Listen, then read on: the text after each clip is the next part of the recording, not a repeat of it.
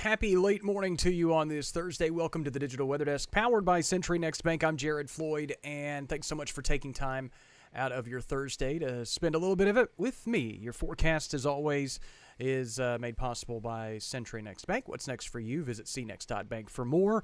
Again, most locations are pretty quiet. And it's kind of a herky-jerky look at the forecast because I've got some stuff to show you in terms of the rain chances for the middle parts of and in parts of next week, but also just some cool weather school, if you will. Some cool stuff to look at on satellite. Good afternoon, or good late morning, Jeremy. Sorry. Also joining you a smidge early because I'm getting my hair cut.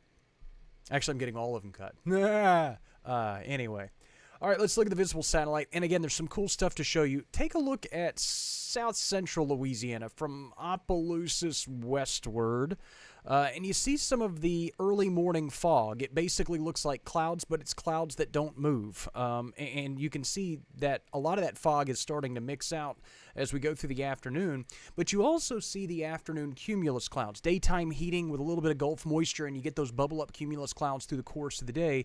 And then there's a gap where those clouds aren't forming over the fog. And again, it's probably because, again, the fog is in an atmosphere and an environment that's a little bit more stagnant, more stable, but it's also because that fog probably has kept temperatures down through the early part of the day, so there's not as much surface heating happening as opposed to the areas just to the south, northeast, and west of those areas of fog. Again, not that big of a deal. Just something cool to look at. Closer view of our satellite this afternoon. Again, we're already encountering some afternoon cloud cover. As expected, that's not a big shock in the forecast, and it sets the stage for a partly cloudy sky this afternoon. Temperatures are running a little warmer than earlier anticipated. That made me tweak the daytime highs today on the app, and of course, that information I'm looking for my clipboard. There it is. Again, I bumped us up, I think, to 78 in El Dorado today. So it'll be a warm one, and I wouldn't be surprised to see the 80-degree mark, especially considering Windfield's already at 78. So we're on the way to well above average temperatures through the afternoon hours today. Again, the forecast was just updated about 20 minutes ago in the app and on and at digitalweatherdesk.com, on digitalweatherdesk.com, whatever. You know what I mean.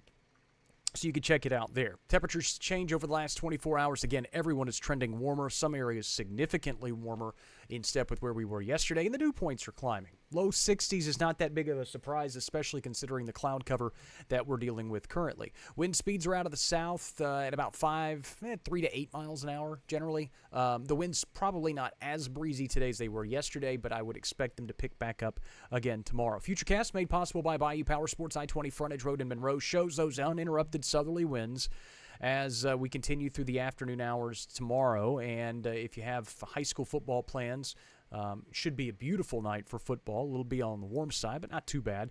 The morning clouds and patchy fog will be a possibility really for the next several days, but it's going to be kind of tough to forecast. If you wake up to clouds, don't be surprised, but they probably won't hang around for very long. Weak disturbance and a weak frontal boundary tries to tease the area this weekend, but it's looking less and less successful in actually approaching and moving through. So those winds out of the south just say, no thank you, front, and just kind of shove it off to the north, and then we await our next storm system by the middle parts of next week. I keep showing you these, and I keep saying I'm going to stop showing these because, again, for the last week or so, they've continued to hint at rain. We're going to trend soggy, or we're going to get the rain back in the forecast, and that was about 4 or 5 days ago in the 6 to 10 day outlook, and still waiting. But here's the 6 to 10 day outlook. Again, still shows pretty high confidence of trending above average precip-wise. The 8 to 14 day outlook is even more aggressive in that regard.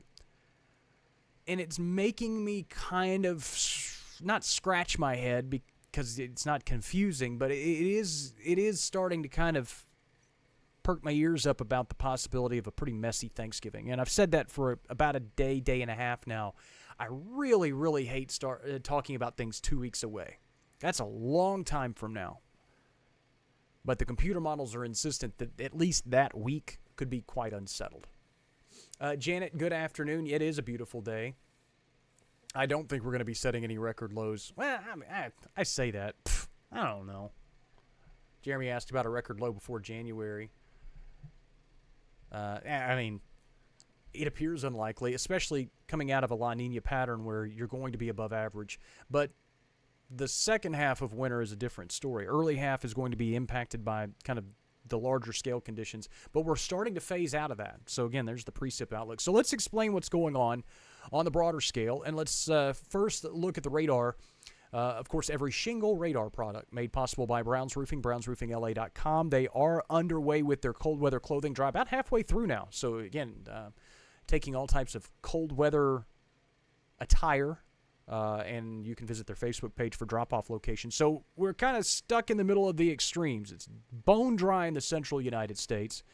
You got some snowfall and some rain across the Northeast, and then the more significant rain, stronger onshore flow, as it's been pretty soggy in a lot of these areas across Northern California for the last couple of days now, and really for the last week or so. If you follow my buddy Mike Kruger in Northern California, he's been following the flooding and the mudslides and all those types of things. But again, you can kind of see the trough of low pressure, the upper low that's funneling all that Pacific moisture inland. That is the makings of an eventual storm system it's going to be a big, slow-moving system that sweeps eastward as we go through the early to middle parts of next week. So you look at the water vapor imagery right now, and there is a lot of subtropical moisture out over portions of the Four Corners and into northern Mexico. But when you get over our area, first off, a lot of that moisture's getting scoured out in the higher elevations, and then the drier air comes down the backside of the mountains, and it's drier and moves into our region. But again, we're also just not getting any of that subtropical moisture in our area. Our upper level winds are out of the west and northwest. So same general story. This is just kind of showing, so explaining what I was just saying. Strong onshore flow here through the Four Corners. That's cool. They're getting all the moisture and rainfall. But for us, once all that moisture gets on the backside of the higher elevations in the mountains, we get nothing, and it's just been dry. So this is where the pattern starts to change. And hello, Janice. Good afternoon or good late morning to you as well. So the ridge of high pressure moves over our head as this storm system continues to develop out west. And this is what's going to keep us dry this weekend. Again, big hump in the jet stream, sinking, compressing, warming air. No rainfall. Probably not even a lot in the way of cloud cover. The southerly winds could allow for some morning clouds, but that's about it. There's a weak disturbance that moves through the area. This little weak right there. Yes, that is a sound effect, and it's just a weak little ripple. Could increase cloud cover and maybe bring some small rain chances late Monday night into Tuesday. I'm beating the heck out of my microphone. And then there's another storm system that moves through the mid-Mississippi Valley late Monday, Tuesday. It's this booger right here. And so earlier in the pattern, it looked like, or earlier in the week, and really over the weekend, that storm system was really planted right about here. And it looked like it was going to be much more impactful. Now, it's well off to the mid-Mississippi Valley. So I still think it brings some rain chances, but notice what it does to the pattern as we go into the middle parts of next week. So once it scoots out, ridge of high pressure now, instead of being planted right over our area, is now shifted out over the eastern Gulf. And so now look at all this the subtropical moisture that I was talking about. Now it's getting funneled. It's not getting squeezed out by the higher elevations. It's just moving through northern Mexico into the Rio Grande Valley. This is the subtropical jet that we talk about a lot during the wintertime months, and it can sometimes be the culprit for heavy rain. So by the middle and end parts of next week, now you start seeing a larger storm system sweep into the region. And guess what? Behind this one right here, there's another one right behind it. So that starts to open up the pattern and get us a little bit more active middle to end parts of next week. Again, I still don't feel comfortable talking about specifics in terms of actual timing, whether this is a heavy rain threat, whether it's a severe weather threat, whether it's both, whether it's neither. No, we're not there yet. But it is something that we're watching as we start to head toward the middle and ends of this month. Also on that note, and again, I keep saying it, the week after also looks fairly active. Again, you're still talking about trends, trends and patterns, not specifics, and that would be the week of Thanksgiving. Big travel time. It's Thanksgiving, so we'll keep an eye on that. Afternoon highs today, upper 70s to right at 80. Of course, high temperatures will vary depending on location. You can check those out in the Digital Weather Desk app. Rain chances close to 0, winds out of the south-southwest. Jan, it is nice to see green on the map. Hopefully we don't get it all at one time, because that would stink. Overnight lows tonight, mid-50s, low 50s for some. Again, we snuck into the upper 40s in some locations this morning. I still think that El Dorado and some areas along the Mississippi Valley, especially with clear skies, could see the low to mid-50s. Upper 40s are not out of the realm of possibilities, but I would consider them unlikely. 7-day forecast made possible by 3B Hardware. They're ready to square you away for the fall and wintertime months. Go see Matt and the guys. They'll get you helped out back into the 80s. This is a new forecast. Just refreshed it about 20 or 30 minutes ago. Again, it's in the app. It's on digitalweatherdesk.com, but the 80s are back. Not everyone's going to see the 80s. A lot of us will hover 80, 81. Some 82s and 83s are not out of the realm of possibility. Most of us should stay just shy of record highs. But who knows? Especially when if you get a weak front that can kind of tease the area and compress the air a little bit, we may see an 83, 84, 85.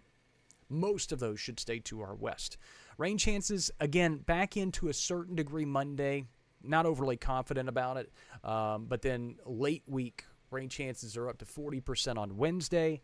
And then I have them up to 50% on Thursday. And I know that you don't crawl in my brain when I build this forecast, but for me to put 40 or 50% rain chances 7-8 days away, I usually don't do that unless we're pretty confident that we're going to see something during that stretch. Then again, I also had 40 and 50% rain chances for Monday and Tuesday, and I had to push all of those back. That's how weather forecasting is. And sometimes it's not fun, but most of the times it is fun. That's a look at the forecast for midday. Again, a smidge early. And so I'm going to scoot out and get all the hairs cut. Probably lose a little bit of weight in the process because there's a lot of it. And I'll join you back later this evening, or actually it'll be early afternoon, or late afternoon. Probably about 4:30 for a live stream today. Maybe even a little bit sooner than that. Got to go pick up the kiddo from school.